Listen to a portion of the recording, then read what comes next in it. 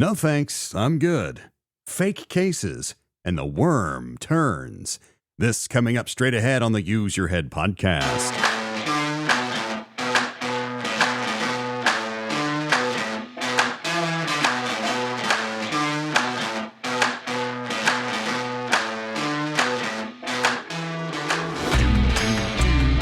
I'm John McLean, and I'm grateful that you're with us for this half hour called the Use Your Head podcast. Hope you had a wonderful Thanksgiving.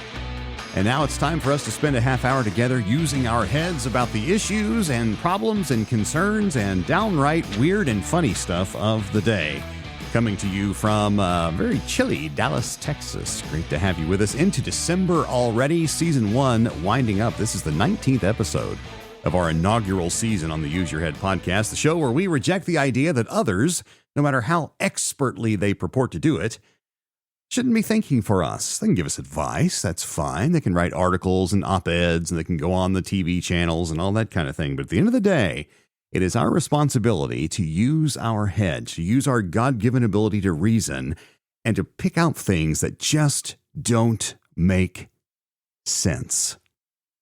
And then find something that does make sense. Thinking for yourself, using our heads. 3 good topics today. I want to tell you, I forgot to mention last week at all. I went back and listened. I didn't mention the email address one time last week. Apologies. If you'd like to check in with the show, I have a topic suggestion. You want to say Merry Christmas or Happy Holidays or Happy New Year or Happy 4th or whatever. You can do whatever you want. Just send me an email, john@useyourheadpodcast.com. That's john@useyourheadpodcast.com. Whatever you'd like to say. And if you would like to present a recording, just record yourself on your phone asking a question or telling me I'm wrong or whatever. I'd love to put you on the show. You can do all that at john@useyourheadpodcast.com. Topic number 1, no thanks. I'm good. Found this article on Newser. Mentioned them before. Newser, NEWSER.com. Written by Jen Gidman of the Newser writing staff. Majority of Americans haven't gotten vaccinated this year. Public health experts fear outbreaks of COVID, flu, RSV amid lagging vax rates. Here's what the article says. It's immunization season, meaning health agencies and medical centers are urging Americans. I almost said purging Americans. Wow. There's a Freudian slip for you. Let's start over. Here's what the article says. It's immunization season, meaning health agencies and medical centers are urging Americans to prep for winter by getting their COVID, flu, RSV, and pneumonia shots.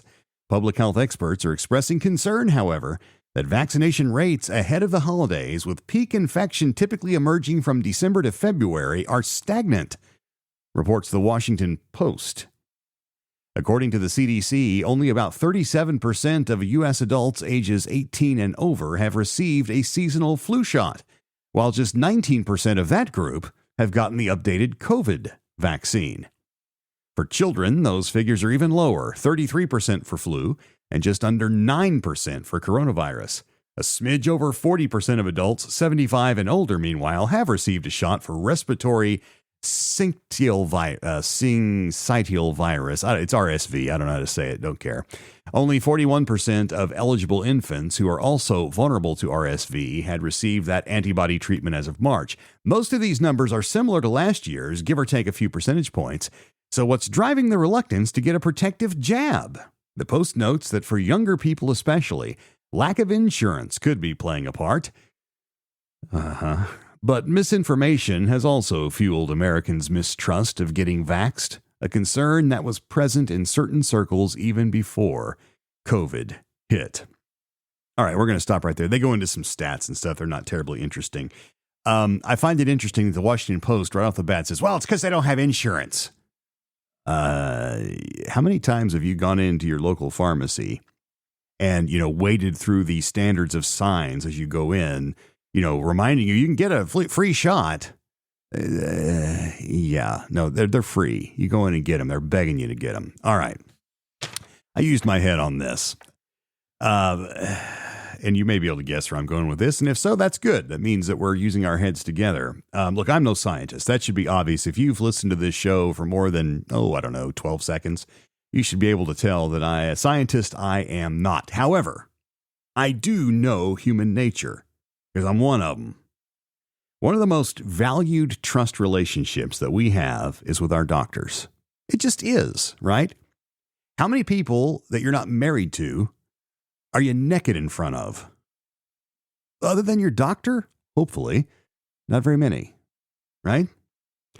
How many people do you take advice and trust in their education, in their ethics, in their ability to pay attention, in their attention to detail when they prescribe medications to you, whether it's a pill or what have you?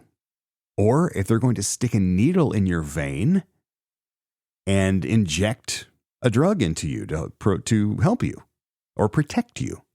It is a deeply trustful relationship. And most people, when they find, quote, their doctor, they hang on to him. It is not something, doctor shopping is not a good thing. We want to trust our physicians, and that's becoming more and more difficult in this corporate healthcare environment that we've been living in for some time now. So we need to trust our physicians. We're trusting them with our very lives at the least with our well-being or those of our loved ones, our elderly parents that we're helping make decisions for, or of course our children that we are responsible for. We have ample evidence today to now unabashedly call Dr. Anthony Fauci a liar. All right. There's no one that is going to argue with that I can take seriously anymore. There's too much evidence. The man lied about a number of things, and there's multiple motivations. It doesn't matter. When you're in a position of trust and you lie, you no longer deserve that trust. And I think that is why we're seeing these decreases in jab rates, no matter what it is, whether it's COVID, which was Fauci's jam, or if it's things like the flu shot, which has been around forever, or the pneumonia shot. All right. And there's some in here that aren't mentioned. The shingles shot is a big one for those of us in our 50s and older. It is a lack of trust. And look, Fauci's not alone. There are others, but he's the biggie, mainly because he's been standing up there saying, I didn't lie. And as it turns out, we're finding all kinds of evidence that he did. Look, we once believed that we could trust our government health officials to have our best interest at heart. All right, when they slapped that label on the cigarette pack years ago, even though smokers ignore that to a large extent, it's there because they have evidence that says, look, if you suck these things down, it's going to tear up your lungs. All right, and so we trust that information is true, and then we have a choice as consumers on whether to heed that warning and say no thank you or smoke up, Johnny. But we have the choice, okay? We trust that our government is giving us good information, or we did. We trusted them enough in the context of COVID to roll up our sleeve and let them inject a colorless fluid into our bodies that the government assured us was perfectly safe. And we have since found out that was, if not willfully untrue, recklessly so.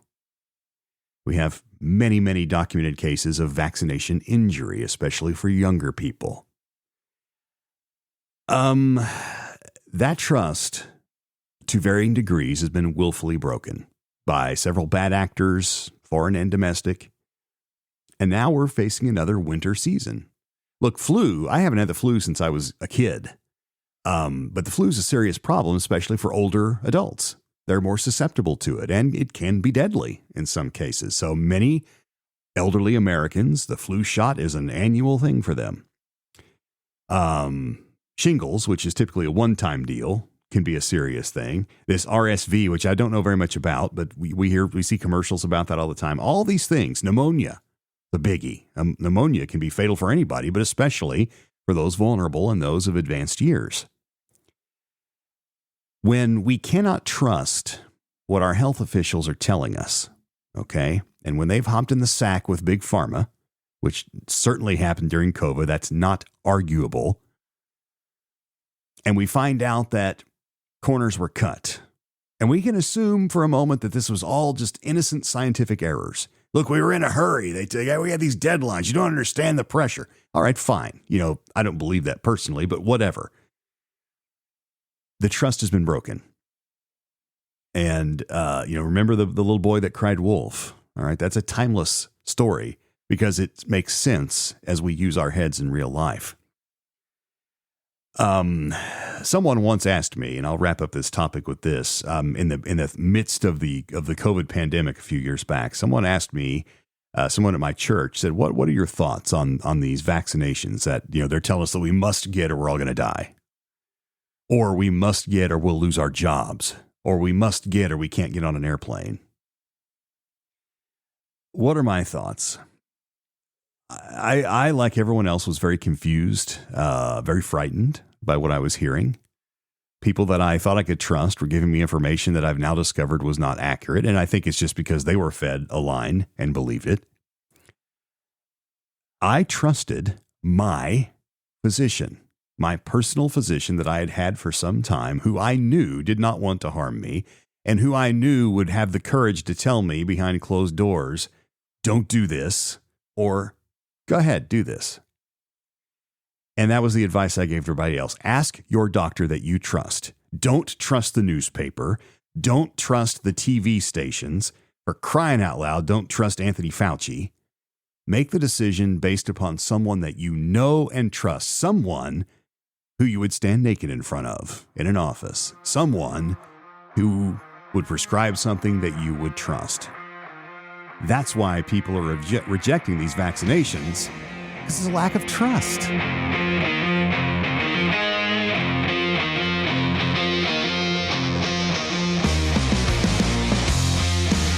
The Use Your Head podcast rolls on, the first episode in the month of December 2024. I'm John. I'm grateful to have you with us here. The email address is john@useyourheadpodcast.com.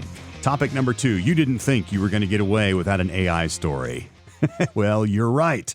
We have an AI story. This one's interesting. And this one really sparked a use your head moment that I was actually kind of proud of myself for. Fake cases. This article comes from Legal Dive. This is a legal news website written by Robert Friedman, who happens to be the lead editor at Legal Dive. Another lawyer in hot water for citing fake Gen AI cases. Now, Gen AI, remember, to recap, because we haven't talked about AI in 3 or 4 minutes. Generative AI. This is the kind of AI that thinks for itself and improves itself and programs for itself. Okay, this is the kind of computer that grows on its own. Very frightening. So that's what we're talking about in this case. Another lawyer in hot water for citing fake Gen AI cases. The plaintiff's attorney in a wrongful termination case faces sanctions for including non-existent cases and fake quotations in a Texas federal court filing. Here's what the article says. Brandon Monk of the Monk Law Firm in Beaumont, Texas, must pay a $2,000 fine and attend a class on the use of AI in legal work for including citations to 2 non-existent cases in a filing he submitted in federal court in the Eastern District of Texas. His filing also included quotations from the citations that could not be verified. Monk submitted the response to defense counsel's motion for summary judgment without reading the cases cited or even confirming the existence or validity of the cases, said District Judge Marcia Crone in her November 25th ruling. In fact, it is unclear what legal research, if any, Monk completed before filing the response. Furthermore, after opposing counsel identified the non-existent legal authorities contained in the response, Monk took no action to verify his research, and he failed to withdraw or otherwise address these issues. Article continues. Inclusion of fake citations in filings has become a concern since a New York lawyer in 2023 submitted the first recognized instance of an AI tool generating citations to non-existent cases in a personal injury lawsuit. Since then, there have been other instances of fake cases being cited, including by former Donald Trump attorney Michael Cohen. Court systems at the national, state, and local levels have responded by amending their rules to outline the kind of due diligence lawyers are expected to conduct when working with AI, and also what sanctions they face for violations. Article goes on. We'll quit there. Using my head here. All right. So obviously nothing about AI, generative or otherwise, frankly. Nothing about the damage it's doing to humanity and our culture surprises me anymore. I mean, I'm reading stuff. I don't even tell you half the stuff I come across. But this one was interesting. I'll tell you why in just a second. Because a thought occurred to me. All right. I'm like going, okay, AI, messing with somebody, getting them in trouble, being tempted to use it to save time, whatever. It's affecting someone. Okay, not surprising, but a thought occurred to me here. Now, what's unique about this is now lawyers are being affected. Think about what that means. All right. If I'm an, audiobook narrator, and I've seen a drop in bookings because AI is taking over a lot of the work that I used to do as a human performer, nobody cares. All right. I care. My wife cares. Several dozen fans care. But for the most part, the world goes on turning and I got to find something else to do with my time. Nobody cares. But when lawyers are affected, look, lawyers can reverse the spin of the earth. Remember Superman? If there's anyone that can do that, lawyers can, because they are the ones that know how to get a lot of attention in terms of public policy.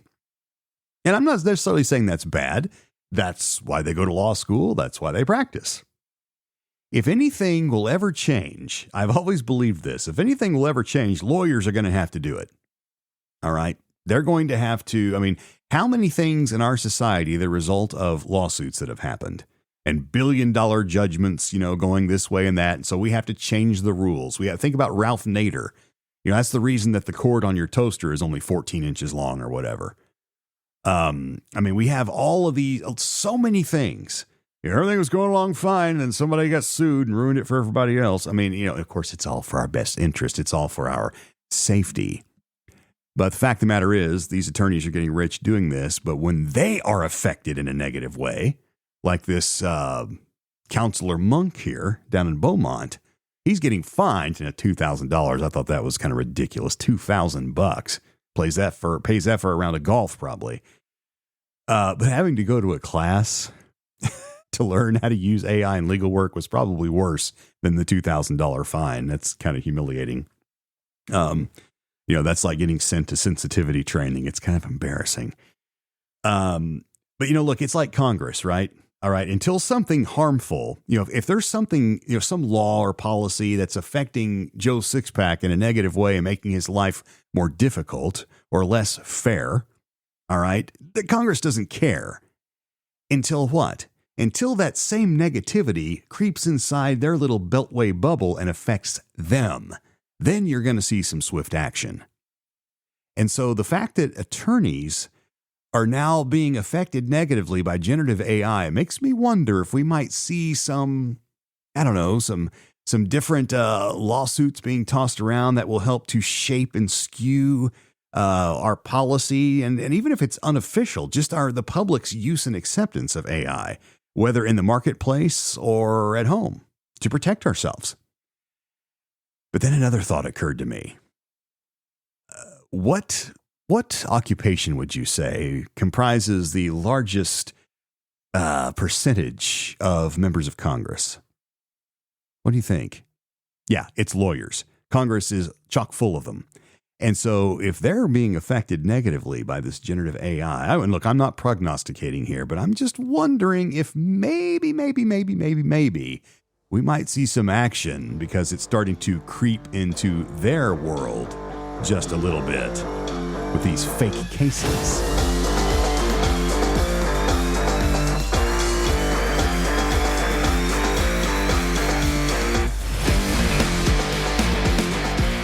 Question: how are you doing on your leftovers? As I read this, Thanksgiving, I see 1, 2, 3, 4, 5, 6 days in the past. And so some of those leftovers starting to turn a bit. I'm going to get on them. We had such a great Thanksgiving. We had 18 people in the house, family and friends.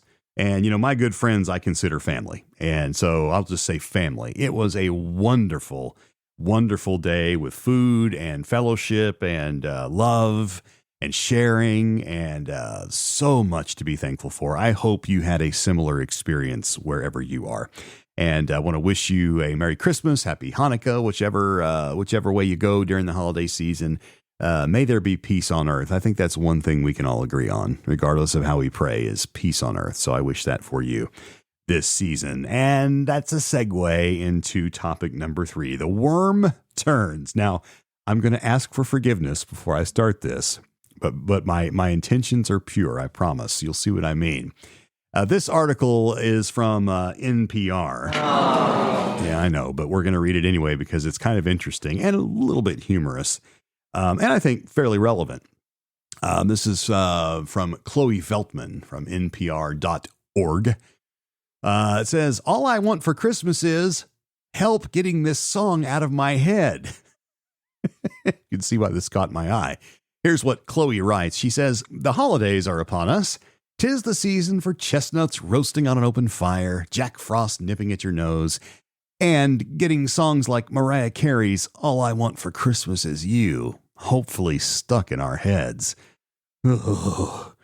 But don't worry, help is at hand.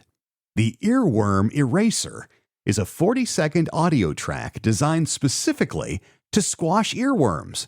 A song on repeat circling around and around in your brain that can't easily be shaken off." That's what an earworm is. If you're an older person, this is common lexicon for younger folks, but that's what an earworm is. You get something stuck in your head. Usually it's musical. Then that's an earworm. All right. Think Star Trek 2 if you really want to be freaked out. But the Earworm Eraser, all right, is a 40-second audio track designed specifically to squash those. Article continues. Around 90% of people report this problem at least once a week, according to a 2011 study in the journal Psychology of Music. One really effective way of blocking out earworms is to listen to something else, said Kelly Jakubowski, an associate professor of music psychology at Durham University in the UK. But if the replacement tune is equally memorable, it might just bring on another pesky earworm. So the Earworm Eraser avoids the features that typically make songs catchy. I've shown in my research that songs that have a more danceable tempo tend to become earworms, said Jakubowski, who was part of the team that software company Atlassian tapped to create the Earworm Eraser. And we also have found that having a predictable overall melodic shape can make a song become an earworm. That's why the Earworm Eraser sounds like someone who can't make up their mind what to listen to. Every few seconds it switches between fast and slow tempi, while also changing time signatures and musical styles, which range from electronica to classical. I think this is ingenious. Anyway, going on. The Earworm Eraser has gotten more than 100,000 hits on YouTube since it launched last year. But the tool isn't foolproof. Some people in the YouTube comment section say it didn't work for them. Most say it does the trick, however. And we'll stop right there. So, once again, the ingenuity of humanity, all right? There's a problem, earworms. And I tell you what, there is so much bad Christmas music out there, and every year we're just subjected to it. And and look, I know that that's subjective. It's art. You can't, just because you think it's bad doesn't mean it's bad. I don't know. The Mariah Carey example. She, in a way, in a small way, I feel sorry for her because every Christmas she just gets blown up on the socials. Oh, it's Mariah Carey season. Run for your lives. Yeah. Run, but you can't because it's everywhere. But there's others, all right? There's all kinds of just bad Christmas music, and the worse they are, the more they get played. And why? Because earworms sell products, right? Ask anybody in the music industry. They want hooks. They want things that will hook you on the music so it becomes an earworm, so you'll buy the record, so you'll sing it in an elevator, and somebody will go, oh, what's that song? Oh, it's so-and-so by this. It's a business. But at Christmas time, can we not just get a break? Well, yes, you can with Earworm Eraser, apparently. When I used my head, I thought about this, and I'm giggling because these earworms aren't going to harm you physically, I don't think. I'm grateful that I found a way to only allow good earworms into my brain. This has been, I was a disc jockey for many, many years, and I worked at a lot of stations where, frankly, I fairly loathed the music I played. It was a job, and I would go on the radio and I would pretend, hey, that's a great record. When in my heart of hearts, I was thinking, if I had a shotgun and a clay pigeon thrower, this record would be in a million pieces right now. But you do the job. But over that time of playing songs I really didn't like a lot of the time, I developed a way to avoid getting these earworms that would drive me nuts. Just don't expose yourself to anything that sucks. Now, that's hard to do when you're a disc jockey because you've got the music in your headphones and you have to listen for the cues and all of that. But I came up with a list of things to try to avoid, and I think this might be very helpful to you and those you love during this holiday season, when you are constantly subjected to bad holiday music. So it's a short list. It's something you can easily memorize, but you might want to jot it down on the back of a business card, stick it in your wallet, because this is a busy time of year and you might get caught flat-footed. Things to try to avoid. Commercials. All right, when you're watching the boob tube commercials, mute them. Have your thumb on that mute button.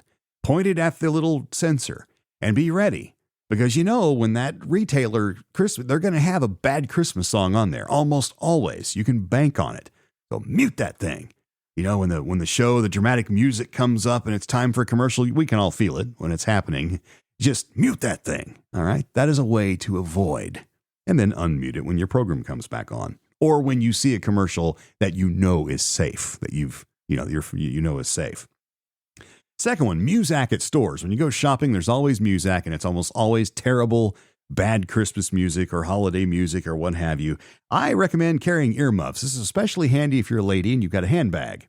But if you're a guy, you can stick them around your neck. All right, it's usually chilly most places. Now, if you live in Hawaii, it might look a little weird. Or if you're in the southern hemisphere, certainly this time of year, that would look a little weird. So if it looks weird, have some earbuds handy. And make sure that those earbuds are loaded because, those don't block off your hearing completely. You're not protected. You got to have something coming through them to block out the outer, we'll call it pollution. I think that's fair. So, have lots of Bing and Andy and Perry on there. These are the ones that you want. These are the good earworms, right? So have those handy and, you can just slip them in your pocket. Nobody will know. Good thing to have. And then the last one are the pop channels on the satellite or radio stations. The best way to protect, just delete those immediately. Delete all pop channels, all pop stations for your presets. Don't even go there because you already know what's coming. And that includes adult contemporary as well. And most of them have been playing Christmas music since Labor Day. So you've probably already knocked those out of your radio. But if you want to look at just Google earworm eraser, and you'll find it out there. It's been around a year, and 100,000 hits. It doesn't seem like that much. You might try it if you struggle with earworms, all right, because this can be a very, very serious problem. So you want to be careful about that and make sure that your holiday season is a little bit happier and earworm free.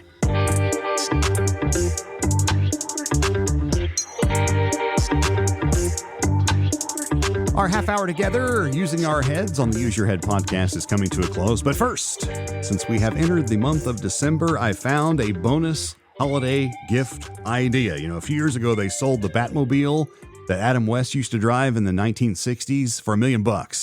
And I think it went for charity, actually. And I think it's changed hands. But I remember seeing it sell on the auction block for $1 million. Amazing. But you didn't miss out completely if you've got a Bat fan in your life. That's right. You can still buy the license plate off of that bad boy. If you recall in the series, and always when they were, atomic batteries to power, turbines to speed, and when they started the Batmobile and the little fake jet engine on the back would light up, you could see the plate underneath. The license plate said Bat 1, Gotham City. Somebody saved that thing. They made it out of a kind of a particle board type material. It's not even metal. It was a prop that they made in their prop dock there and put it on the car to give it a little more, panache or what have you. That thing, the original plate, is available at Heritage Auctions. And if you want to get it, I don't know what your budget is. Times are tight right now, but it's a pretty special gift, and it's easy to hide and easy to wrap. $12,000 is the current bid, so you're going to have to go 13 or better if you want it. Heritage Auctions has it. Just look for Batman license plate, and you'll find it, and maybe it'll be hanging in your garage. Probably want to put it in a safe, though, or at least somewhere where it can't be grabbed. That's it. We're done for this edition of the Use Your Head podcast. Thank you for listening, and whatever you do this coming week, make sure you use your head and think for yourself. Happy December, happy holidays. See you next week. Bye-bye for now.